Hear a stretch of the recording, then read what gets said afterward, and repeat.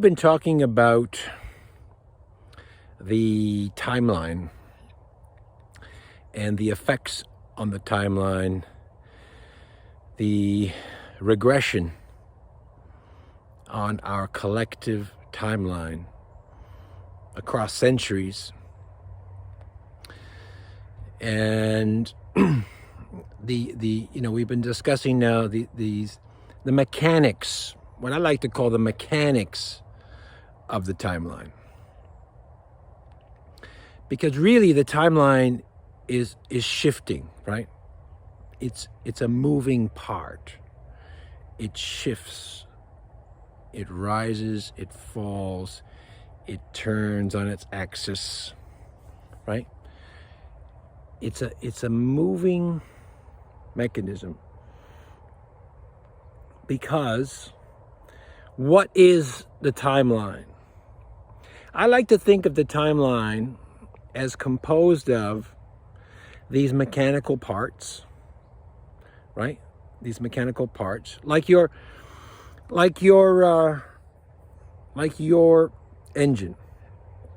There's a piston, and on top of the piston, there's a valve, and there's a chamber for the spark plug. So the piston, if you know nothing about cars, there's a piston. If you have a 6-cylinder engine, you got 6 pistons. A 4-cylinder, 4 pistons. If you have an electric vehicle, you have no pistons. So this is gasoline combustion engine. Piston compresses air, oxygen, and there's a spark from a spark plug, right? We all know spark plugs. And in that chamber is a mixture of air and fuel, gasoline. So the spark ignites the air fuel, and what happens is like an explosion. So that goes boom. So we push the air up, and then it goes boom, and it pushes the piston down very fast. And then what happens? Then it goes up again, pushes out all the gases. Then it sucks in more air, and then it compresses it. Boom. Right? Boom. Push out the gas, suck in the air, compress, boom. That's your basic combustion engine. You got, say you have a 6-cylinder, 8-cylinder, you got 6 of these going, boom, boom, boom, boom, boom, and they're going very fast. I can't do it as fast as they can, but it's boom, boom, boom. Now some cars have 2 valves, so you get more fuel air, you get more power, you get more efficiency. So your car, the wheel is turning because of these mechanics. Now they're under the hood. You don't see it. Most people don't even know about it unless you study cars. You know there's an engine, but there are these pistons, right? If you ever blown your head gasket, that's right on top of the pistons, right? It's the gasket on top. It's very expensive. And all of this is producing heat. And you have a cooling system, right? Antifreeze. Cooling system. You have oil. You have lubrication, right? If these pistons, metal on metal, has no oil, what happens? It will seize, and you got to buy a new engine. So you have these mechanics, these moving parts. Now, your vehicle drives, the wheels turn because of the mechanics. The engine drives the shaft, right? Spins the wheels. The transmission translates all of that energy and distributes it to the wheels. And then you have your brakes so you can stop. And then when you want to go, you step on the gas. You step on the gas, what happens? You spray more into the cylinder, more gas, bigger explosion, more power. Mechanics. The car works on mechanics. But there's a person driving the car, which is the consciousness of the vehicle. So that without the consciousness, let's say in our simple example, the vehicle won't start, won't go anywhere, doesn't know where to go. Now, if it's a self-driving car, there's an AI. It's still a consciousness. There's a consciousness. And the car is designed so that a person just they don't have to know all the moving parts. The car is designed to, you get in and drive, right? The steering, you just have to turn the wheel, and there's hundreds of parts that work for you, right? When you stop, there's hundreds of pieces moving that work on your behalf. So what I'm saying is, you don't have to push 100 buttons to make your car stop or go. There's one button to go, there's one pedal, right? The system is designed so that the interface, steering wheel, brake pedal, gas pedal, gear shift, is as minimal input.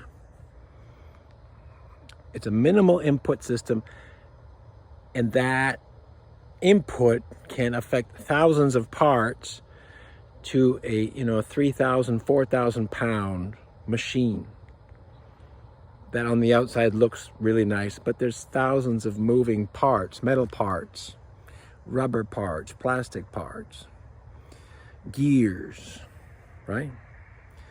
But you don't have to know all that. You just get in your car, start, and you go to the grocery store. You go pick up your kids.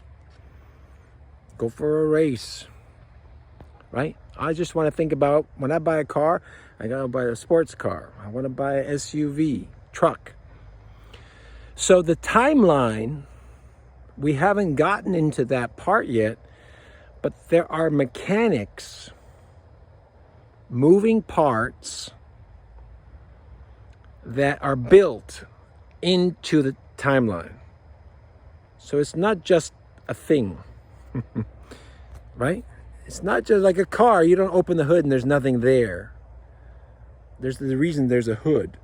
The hood is to cover up the engine. When it comes to a timeline, we're talking stuff that's very advanced, right? Billions of years. So you can't see the hood because it's on another dimension. You can't see the timeline because it's on another dimension. So a hood of a car, if I open the hood, I'm opening another dimension. I can see the hood. If I don't open the hood, and I know people who've never opened the hood in their life, so they've never opened that dimension. And sometimes under the hood today, there's a cover, and when you open the cover, that's another dimension, right? When you lift the car up and you look underneath, that's another dimension. So you got all these dimensions. Again, you think, well, come on, it's just opening the hood. No, it's not just opening the hood. It is a revelation. Because if you don't open the hood, you don't see what's underneath. And you open the hood. Timeline, we don't have that luxury. The hood is, you have to go to another dimension. You have to open the door to another dimension. Turns out, most people can't do that. Some people can, but most people can't. And then there are more doors and more dimensions. So what I want you to understand is that there are moving parts, even though you're not aware or can't see them. And the reason we can accept there are moving parts, because we are alive, we have consciousness. The civilization, our civilization, has a history. There's a history of events, right? There's a trajectory, there's a history. So we have these pieces of evidence. There's history, there's events, there's ups and downs, there are crashes, and there are moments of inspiration, like a renaissance. There's a Wall Street crash, there's a terrorist attack, there's an innovation, the computer revolution. So we know these things are happening to us all the time. And that is affecting our consciousness, right? Again, we're not aware of it because we don't have that awareness or perception unless someone talks about it. Just like someone has a near-death experience, and they go to this place and they meet these people, and they come back down, they are more enlightened, they're more aware. They were never aware of life after death. So the timeline is a little more interesting because we don't have those experiences. It's still a very new discussion. Timeline mechanics. You know, timeline mechanics to me is a 26th century discussion. It's an advanced discussion. So I don't expect a lot of people to understand it at a deep level, but we understand the logic of it, and the topic is becoming more popular or more relevant. It's becoming more relevant because we are realizing our timeline is vital to the future of our civilization. There's a bunch of other stuff, but that's not as important as the timeline. You control the timeline, you control the civilization. And we've already discussed, and it's been, I think, well argued that there's another civilization. Now, some people call it the breakaway civilization. I call it a second civilization to our first. And the gap I've determined to be about 500 years of technology and awareness and knowledge. So that the second civilization is on this timeline, 26th century, and we, the first civilization, are on this 21st century timeline. And we've been talking about this on paper quite a bit, and I think the paper was necessary to really show what I'm talking about instead of using my hands. So, but these timelines, right, the 26th century timeline and the 21st are built on that infrastructure. There's an infrastructure. There's a timeline infrastructure. So what, and I, you know, if you follow my work, I like to keep things basic. I like to go over foundational principles as often as I can. Even though timeline is very advanced discussion, I'm still going to go through the basics. And sometimes people, they want to start running before they're walking. It's not that I can't discuss that. It's not that I'm trying to hold anybody back. This stuff is very difficult to understand, and I want to have an understanding of it, because later on, when you start talking about stuff and changes, if you don't have a solid understanding, you're going to get lost, you're going to get confused, right? So, and that happens a lot, and it's because people just, I want the advanced stuff. I want to know more. What about this? Well, Paris didn't mention the star civilizations, the ETs, or the other civilization, the inner Earth people. Well, once you understand what I'm talking about, you can add that to it, right? But why confuse it?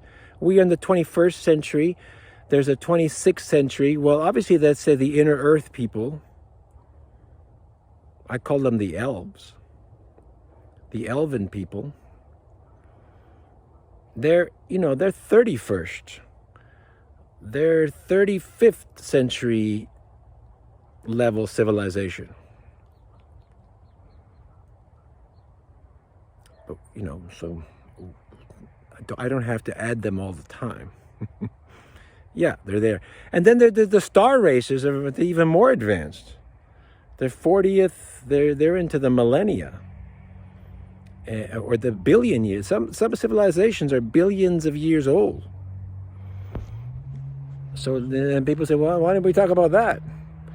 Because now we're completely lost. Right? We're lost. Who can understand a billion-year-old civilization? We live for 100 years. How do we understand? We don't understand the elves. The elves live for thousands of years. How can we understand 100-year? We are a 100-year civilization because people live no more than 100 years, and many people they die or get killed off when in their 50s or 60s, right? Either they get shot or they die of heart attack. So they're 60s. You're lucky to get into your 80s. So how do we understand the elves who are thousands of years old? And how are we supposed to understand a billion-year-old race? There's no way. There's just no way. You can say whatever you want. You cannot understand it. It's beyond your comprehension, because you only live 100 years. Right? And then we get into the argument of reincarnation. Well, I've been reincarnating. You see how things get complicated. This tragedy, say a terrorist attack, we look down. And so the trajectory, because the frequency goes down, so our trajectory, our end point, is lower. So it's this optimism, pessimism, positive event, negative event, affects our frequency of thought. So the timeline is powered by thought and consciousness of the collective. So everybody on Earth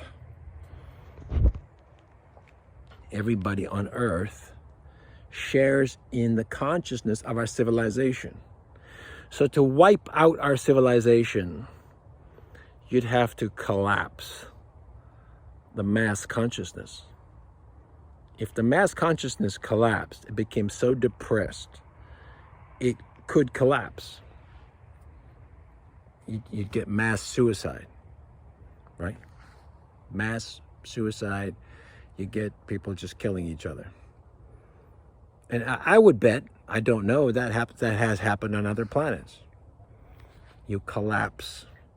It's just like you would collapse a company, right? A company, there's a scandal with the leader, and there's corruption, and the company collapses and it goes out of business because we've lost faith in that business. So the business disappears. So the company is the same. civilization is the same, but it's just it's a much larger scale. So to affect that, you need much larger weapons. So you're dealing now with bigger weapons because you need to create. So in other words, to affect the timeline, I need a weapon that could cause a change in frequency, like a depression, mass depression. So a weapon of fear causes a change in frequency. The change in frequency causes people to make a different decision, right? I'm no longer, if you're happy and you're in love, you make different decision than when you're a depressed alcoholic, because it's your state of mind. Now, if there's a big fear event, there's a terrorist event, there's a gas crisis, right? There's an oil crisis, stock market crash. What happens? All of our energy, our frequency drops because of the fear, uncertainty. The media plays into this, and people now, instead of saying we're doing really well, I'm going to open up a business, I'm going to get married. Now you're saying, I really don't love you, and I'm just going to get a job, minimum wage. So the event, stock market, economy's down, it's not a good time to start a business, the fear, you change your decision because your frequency. So that change of decision, change of frequency affects the timeline. Now, because it's the timeline of a civilization, it only changes it a little bit. So to get a big change, you got to change millions of people, right? To get a big change, significant, you have to change the minds. You have to depress and make afraid millions of people. And to get a huge change, to get a regression, to regress the timeline, you need to affect billions of people. Now, what event can affect billions of people? Well, we've seen it in the past. The stock market crash, 1929, that affected billions of people. 1939, the start of World War II. That affected billions of people, right? Major presidents could affect hundreds of millions. And more recently, we've seen a pandemic affect billions of people. So that those events that I've suggested, right? Whether it's the stock market crash, a black plague, world war, genocide, Holocaust, that will affect the frequency of the masses. People become afraid, they lock themselves up, and they change their future. What they don't realize is they're changing the timeline. And they don't realize that because the timeline I think it's a 26th century knowledge. Now, for whatever reasons, we are getting access to that. Because maybe there were plans to collapse the timeline, and if we understand it, we're more likely to resist, right? If you understand what I'm talking about, you're more likely to resist. You have a defense. Otherwise, you'd have no defense. Because if we had no understanding of the timeline, and a 26th century civilization comes in and hits us with a pandemic, a stock market crash, an oil crisis, a terrorist attack, we're out of business. We are finished. Okay? We're done. It doesn't happen overnight, but it happens You can predict it. We are in 2021, and if you hit it enough times with climate change and pandemics and asteroids, you can say, okay, by 2045, by 2055, these guys are out of business. And once you pass a certain, there's that point, a point of no return. Once you pass that point of no return, the civilization will collapse. It will become extinct, and it will be replaced by the more advanced civilization. In my example, the 26th century civilization is well poised to take its ownership of this planet. But they can't take the ownership of the planet unless they get rid of the 21st civilization. So, you're understanding this. It's not just being positive and negative, right? It's about your frequency. So fear causes your frequency to drop. And optimism causes your frequency. Inspiration, movies. You used to watch all these great movies. The movies are depressing now. And with the pandemic, there's fewer movies. So we got less inspiration. We're locked up in our homes. So there's a massive regression on the timeline. So the first question is, well, obviously Paris is saying this is not natural, right? If the timeline exists and there's a 26th century civilization and fear is a weapon, a mass consciousness weapon, then someone is trying to do something. So when you suspect someone is trying to make you extinct, again, it's not going to be today. It doesn't collapse like that. It's a trajectory, right? Over a period of time, within 50 years, within 100 years, that's it. Now, you can't see 100 years, but somebody can. Okay? Just because you can't see it, just because you don't understand it, doesn't mean the 26th century, they don't understand it, okay? So that's another argument, because sometimes I talk about stuff, so, well, I don't believe that. But that doesn't matter you believe it or not. These guys do. It doesn't even matter to believe in magic. It works.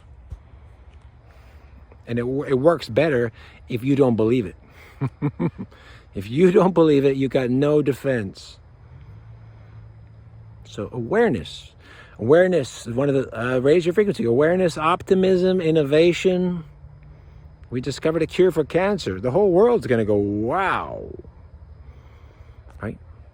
We discovered, we're talking to the aliens. Wow. That's a massive shift in the frequency of the entire world. We can't have that. These guys do not want that, because that would change the trajectory, and that would mean the end of their secrecy. So they can't have it. So that we get the climate change. It's going to destroy the world. We get pandemics, stock market problems, financial crisis, scandals, corruption, disease. There's a war. There's another outbreak, terrorists. You name it, there's a list, right? But those are weapons. So, consciousness is being attacked. What do? You resist. Stay positive. Stay positive. Stay optimistic. It's not the end of the world. It's a pandemic, and it's the worst thing that's ever been. Oh, the hospitals are flowing. They're overflowing. Stay positive. There's a war, another outbreak. It could spread. Stay positive. Right? Stock market's crashed. We're going to lose everything. Stay positive. Start a new business. You counter that. Start a new business. You started a business during the worst economic crisis. I got the biggest company ever. Right? So, So that's what they don't want. They don't want you to counter it, right? Get vaccinated, get vaccinated. People resist. They don't like that. So you automatically know when you resist it, how you get attacked, right?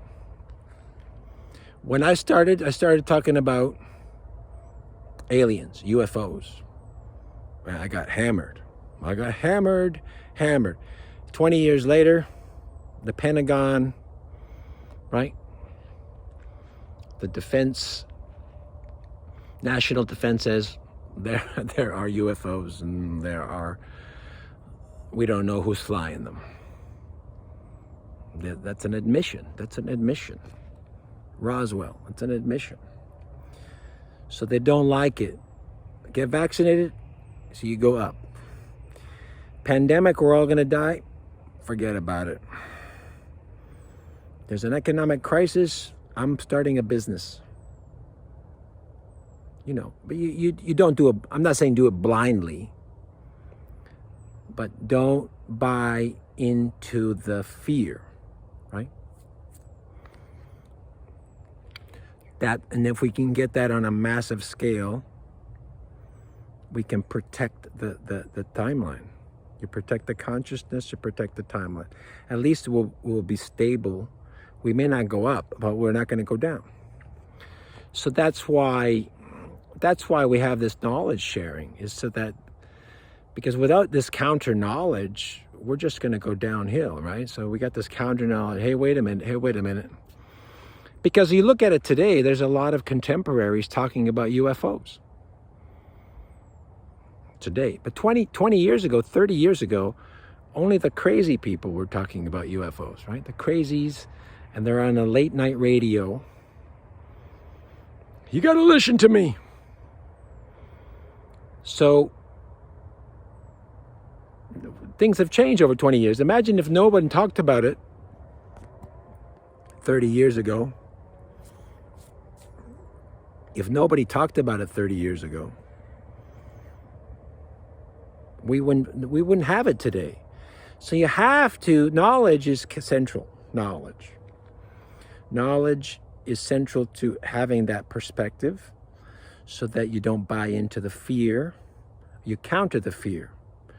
And freedom of opinion, freedom of speech allows you to say, well, I don't believe that, I won't accept it. And they're going to say, well, everyone's dying. These are the statistics. These are the facts. You get your counterfacts, counter statistic, counter data, common sense. No, because because there's a 26th century and a 21st, and the 26th doesn't like the 21st. Because it's in the way.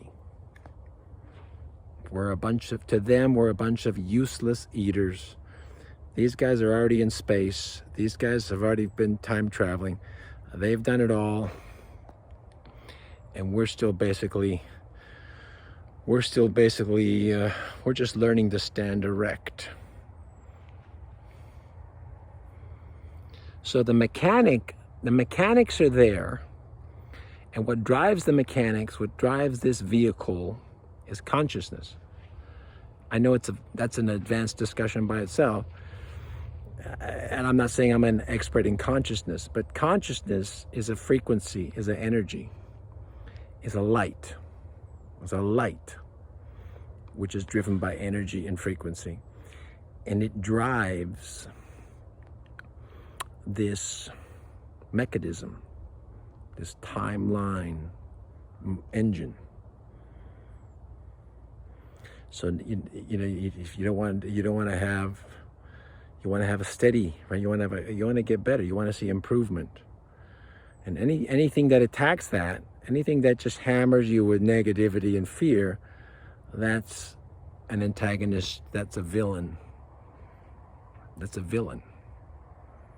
Okay, we need that balance. I know some people in this business are all optimism, right? Love and compassion. which is maybe it's not realistic. But then there's the doom and gloom. So we need to find that, because it's vital to our existence. The timeline is vital to our existence, and it's driven by consciousness. Consciousness is driven by knowledge. Having the knowledge to know the difference of what's real and what's not, what's true and what's not, right? And this thing will never stop. It will never stop. The battle doesn't never stop. So it's going to be an ongoing battle for the timeline until the aliens can come and save us.